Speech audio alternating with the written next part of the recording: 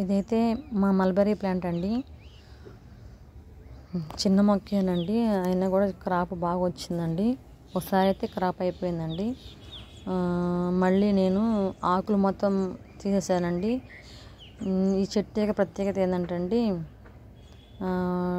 మనం ఆకులు మొత్తం తీసేయాలండి. ఇట్లా మనం కత్తెరతో కానీ ఇలా మనం కట్ చేస్తే ఆకులు మొత్తము మళ్ళా చిగురిచ్చి మళ్ళా పూత స్టార్ట్ అయ్యిద్దండి, పిండి స్టార్ట్ అయ్యిద్దండి. ఇదే ఈ మొక్క యొక్క ప్రత్యేకత అండి.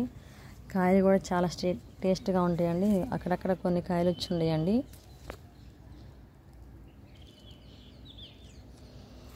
అయినా కూడా చూడండి మొత్తం కట్ చేసేసానండి ఆకు మొత్తము.